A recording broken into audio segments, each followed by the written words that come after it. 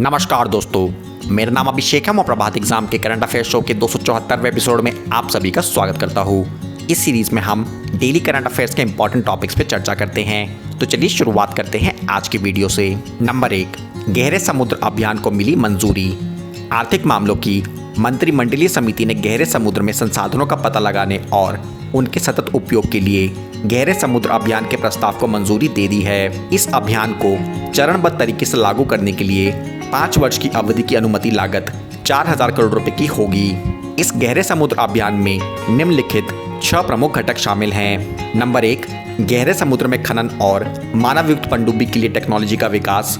Number 2, महासागर जलवायु परिवर्तन सलाहकार सेवाओं का विकास। नंबर 3, गहरे समुद्र में जैव विविधता की खोज और संरक्षण के लिए तकनीकी नवाचार। नंबर 4, गहरे समुद्र में सर्वेक्षण और अन्वेषण। नंबर 5, महासागर से ऊर्जा और मीठा पानी हासिल करना। और नंबर 6, महासागर जीव विज्ञान के लिए उन्नत समुद्री स्टेशन स्थापित करना।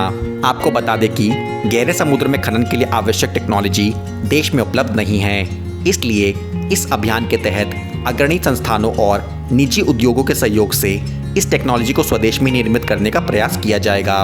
एक भारतीय शिपयार्ड में गहरे समुद्र में खोज के लिए एक शोध पोत बनाया जाएगा, जो कि रोजगार के अवसर भी पैदा करेगा। नंबर 2, क्या है विश्व और भारत के लिए महासागरों का महत्व। विश्व के लगभग 70% भाग में मौजूद महासागर हमारे जीवन का एक अभिन्न अंग बने हुए हैं। गहरे समुद्र का लगभग 95% हिस्सा अभी तक खोजा नहीं जा सका है। भारत के 3 किनारे महासागरों से घिरे हैं और देश की लगभग 30% आबादी तटीय क्षेत्रों में रहती है। महासागर मत्स्य पालन, जलीय कृषि, पर्यटन, आजीविका और नील व्यापार का समर्थन करने वाले एक प्रमुख आर्थिक कारक हैं। महासागर न सिर्फ भोजन, ऊर्जा, खनिजों, औषधियों, मौसम और जलवायु के भंडार हैं, बल्कि पृथ्वी पर जीवन का भी आधार हैं। दीर्घकालिक रूप से महासागरों के महत्व को ध्यान में रखते हुए संयुक्त राष्ट्र ने 2021 से 2030 के दशक को महासागर विज्ञान के दशक के रूप में घोषित किया है। भारत की समुद्री स्थिति अद्वितीय है। इसकी 7517 किलोमीटर लंबी तटरेखा 9 तटीय राज्यों और 1382 द्वीपों का आवास है। भारत सरकार के विकास की अवधारणा के प्रमुख आयामों में से नील अर्थव्यवस्था भी एक प्रमुख आयाम है। नंबर 3, डायरेक्ट टैक्स कलेक्शन में हुई भारी बढ़ोतरी। साल 2021 में देश का डायरेक्ट टैक्स कलेक्शन यानी कि प्रत्यक्ष कर संग्रह 2 गुना होकर 1,86,00,000 करोड़ रुपए के पार हो गया है। यह आंकड़े चौंका देने वाले हैं, क्योंकि इस वित्तीय वर्ष में अर्थव्यवस्था पर कोविड-19 महामारी का काफी बुरा प्रभाव पड़ा है।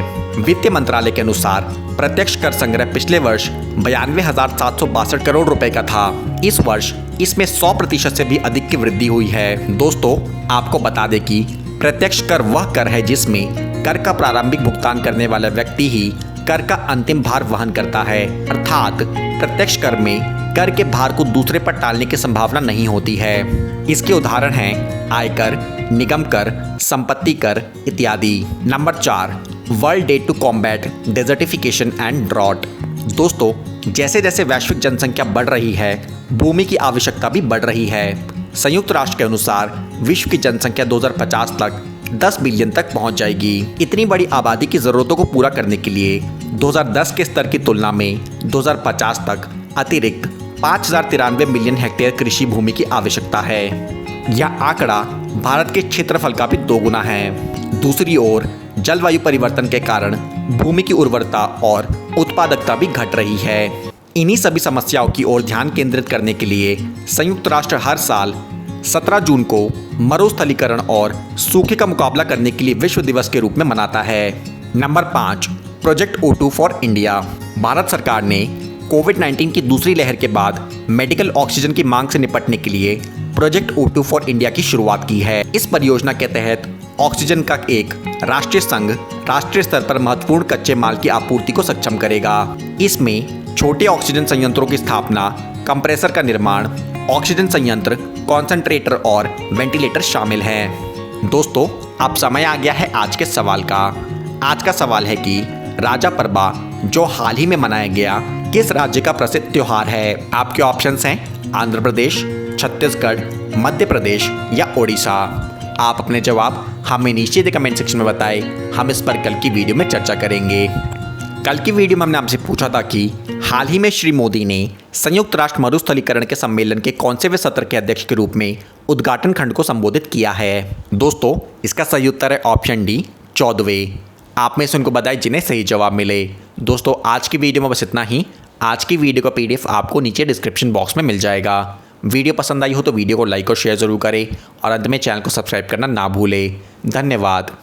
Uttar Pradesh junior high school सहायक अध्यापक एवं प्रधानाध्यापक भर्ती परीक्षा 2021 में सफलता हासिल करने के लिए प्रसिद्ध पब्लिशर प्रभात प्रकाशन आपके लिए लाया है कंप्लीट बुक सेट। पेपर 1 और पेपर 2 की लेटेस्ट सिलेबस पर बेस्ड सभी विषय यानी इंग्लिश, गणित, सामाजिक अध्ययन, विज्ञान और हिंदी पर ये बुक्स उपलब्ध हैं। इनमें दिए प्रैक्टिस सेट्स के मिलेंगे एक्सप्लेन्ड आंसर्स। इन इम्पोर्टेंट क्वेश्चंस को पढ़ने से आप परीक्षा के लिए हो जाएंगे 100% रेडी।